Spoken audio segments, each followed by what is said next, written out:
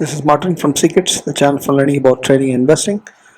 Welcome to Markets Tomorrow, the daily stock market analysis show where we look at what happened in the market during the day and what we can learn from it and then plan for a better trade for the next day. And this is analysis for October 11th, Tuesday 2022 tomorrow. So we had a big recovery, dramatic recovery you can say.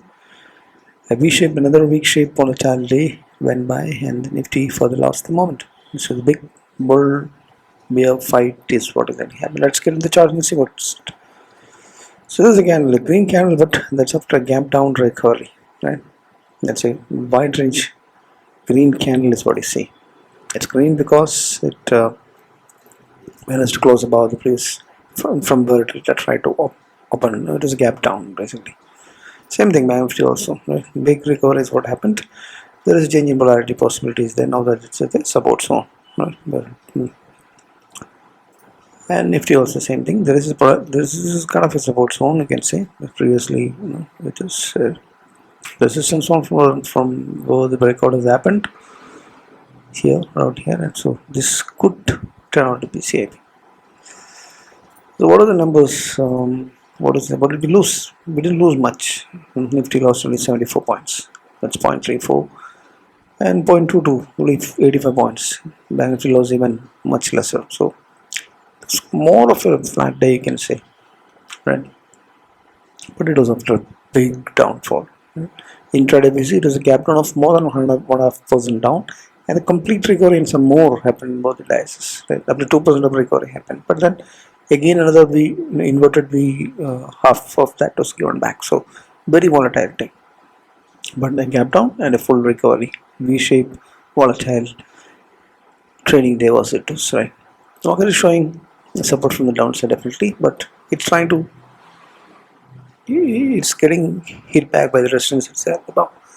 So you have the 50 DMA resisting above for the Nifty and 20 DMA resisting for the Banknifty. So Nifty is below the 20 DMA still. DEMA, exponential moving average, whatever. All the moving average supports, it is at a resistance zone. So unless and until you climb above that, we don't have the bullishness back again. Until then inside that sideways or bearishness. This double pattern that is still there. CIP bonds up possibility is still there. And weekly, if you took the rest, it is still close inside that resistance trend line on the weekly time frames. That's it. That's it. Overall price action shows a big bounce up. Right? That fall down happened because Nasdaq had fallen 600 points. No, Dow Jones had fallen 600 points or something the previous Friday. So that's why we had to close. So we'll have to.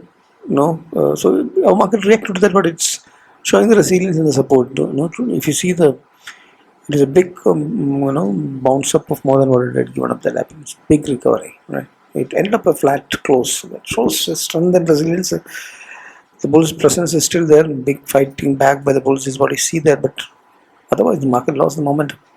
That's just what happened today. It's in the sideways consolidation turning into a bearishness. Beginning of it. That's what the Bollinger Bands are also indicating. It's basically contraction, which is enable the Bollinger Bands. You can see it's contraction, but there is a downward bias. One is the median below, price is below that, so that's a bearish bias. Second, you can see that contraction is now slightly turning into bearishness. Expansion on the downside is what is the beginning, so that is dangerous. That could indicate price can initially fall back to the trend line.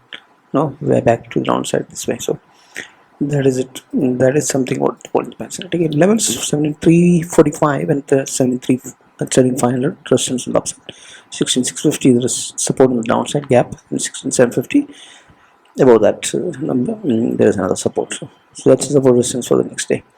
39,759 is resistance upside, then 40,000 resistance on the upside. 37,950 and 37,250 is supports downside for both previous swing lows. Bollinger Bands are indicating slight beginning of a bearish downside expansion is what it's on, but otherwise it's consolidating. So overall, that's it, right? Not very encouraging, but this big buybacks whenever the buy on dips is showing that market is not ready to give up that AC, right? That's the implication of that. Right? Momentum is kind of flat. It continues to be flat. It became even more flat sideways move today. One was lost little more. It is further going downside, flat. Trend is actually turned into bearishness. their zones on the short term. We're talking both on short term daily charts. Right? So trend momentum is sideways, but trend is crossed over to the bearish ones both indices. VIX has shot up back to the nearby 19.62, close to 20. Caution. Short below is what happened in the futures. Why options is showing a very wide range, 70,000 to 80,000 is for the option writers are seeing the market to be highly volatile. It's 1,000 points just 3 days before an expiry weekly. Options October 13th weekly expiry talked about. And look at PCR of the options. 0.93 and 1.01 is very close to almost bullish, you can say. Right, so put bullish options OI for the weekly expiry showing some bullishness, and there is a CIP chance. Other than that, trust is all mainly negative. High wicks, trend negative, momentum sideways. Only band beginning of expansion, price action losing supports, and price action showing dips. All the recoveries there. It's made a new swing high. If you can see here, if you draw a trend line here, what has happened here is swing high, next swing high, lower low, lower high, and lower low is probably getting formed. And if this particular zone of the 37,000, which is joining with the trend line channel that's coming from the top to COVID low, this trend line on the upwards is joining with this trend line that we are drawing the downfall. So if that is breached, then it is very likely to make a new swing low, right? Same with Banknifty also. Right now it's kind of some trend. If a trend line is formed, it's taking a support here, bouncing up, and if this support zone of near to 16,500 is breached, then we may end up making another new low downside. So that's very crucial points, support downside. So you'll have to see. Probably the market may spend a lot of time in this zone and concentrating going up down within this range for a long time, and then finally when things are right, it may break out. That could happen, but it could also happen that one major event or news could take a breach of the zone, and then after that maybe slowly sliding down towards making a new low. So that's what it looks like as per the charts. So sectoral performance, if the IT is only sector that performs 1% of up move, and others are all kind of down 0.5 to 0.5% to 1% of down move is what happened, except metal, which is flat. So none of the sectors is in bearish zones at least, that's a good thing, but none of them are in bull zones either. All are in the sideways. Pharma also slipped in the sideways today. It is only sector that was rising up. Heavyweights, actually this what is written here is not correct. So let's straight away get into the heavyweights and see. So heavyweights was only the IT stocks performed here, right? Infi and TCS have made 1.75 and 1%, 1 to 1.75 for most of it. TCS, some result earnings is coming out in this week, so because that some spike has happened. So only IT stock was pulling them and holding the market. Buying was happening only there. Otherwise, it was 1% fall in all the heavyweights. HDFC Bank, HDFC and Reliance. That's what really happened. Fyers was selling big 2,100, and that's a sell that's happening since many days now, right? 2 days. There was some buying that was there last week, but 2,000 plus crores of selling is happening since the last 2 days, which is worrisome. But look at the money that's flying from the retails, from mutual funds and domestic institutions. So it was only the domestic institutions buy that held the market today. That recovery happened. That dip was bought by the DIA is very much evident from the data that we are seeing here, right? So DIA saved the day. Yes, that's institutional data. And then moving on, commodities, crude oil is a big trouble now. Acting along with the rising dollar, crude oil has spiked up, and then it's moving up. It's turning out to be trouble. Instead of talking, let's get into the charts and see the crude oil. See, it had spiked up. How much was that percentage? Right, crude oil. It was 22% of spike up from the support.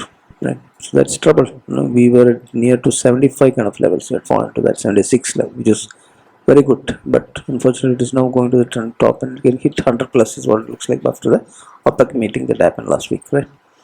So that's trouble, more trouble. Oil is getting costlier and will impact Indian economy for sure, because you're not oil producing much. Dollar index is also trouble, is shooting up 113 nearby levels and multi-year 20-year plus size use. The INR also has made small pullback today. Small pullback has happened today, but moment is clearly bullish, and rupees at the lowest level of 82.34. Right? Big troubles. Dollar and crude rising.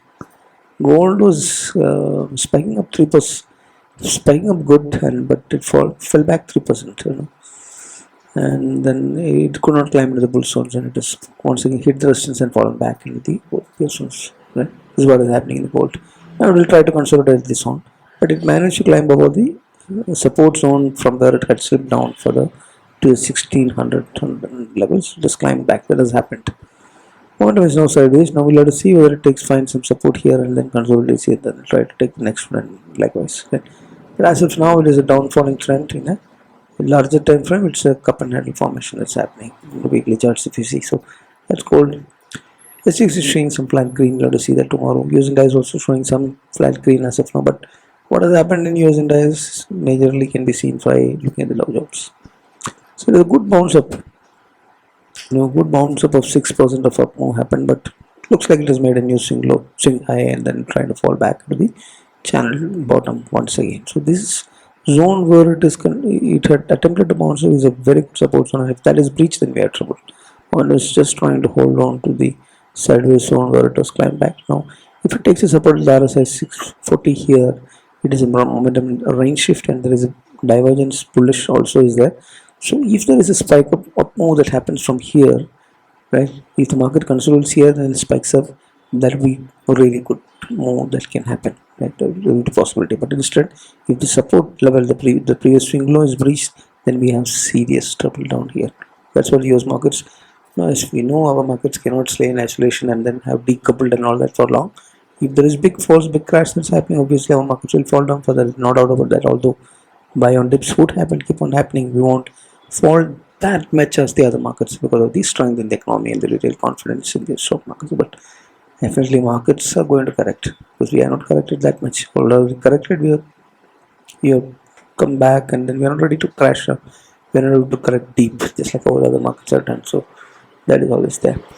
So major events, there is a WPI inflation that is coming on October 14, then the CPI of the US market is coming on October 13, then the Fed meeting minutes is coming on October 13. So all this makes this week highly volatile for sure. Right? Every time an event happens, the markets will reflect and react to that event or the outcome of that event basically. Right? So you have to be cautious about that. That's the reason why VIX is not ready to go down and keeps it very close to the 20 levels. Right? Two stock picks, ICICI Lombard short. I think it was there in the weekly stock picks also. ICICI Lombard is having bearish momentum and all that. Seeing that, I will just quickly see what is ICICI Lombard doing. Lump is having a breakdown, head and shoulder probably. On the weekly charts, it's probably showing it's a channel, right? It's a swing trade towards the channel bottom. So it's a good risk reward because the momentum and the trend is in bear zones. Now what do we have else? Intellect Design has always been there in our short list. This is also a short call because it's a head and shoulder breakdown. Neckline breach has almost happened. Let it keep close watch. Momentum is turned bearish on the medium term also, and trend also is bearish. So that could give a swing trade on the downside to a next support zone low. But Tata Chemicals was breaking out from the box pattern. That's a long. Tata Chemicals is breaking on around multiple rounds, cup patterns. Finally broke out, and there's a bigger cup pattern, and then it's a box, and it's breaking out. So there's a divergence on the momentum, positive reverse divergence that has already bounced because of that. Now, if the price moves about this week, previous week's high, then you could enter and then take long with a tight stop loss in the neckline of the rounding pattern, right? That's it. So, market view, just to wrap up on what we are talking about tomorrow, Tuesday.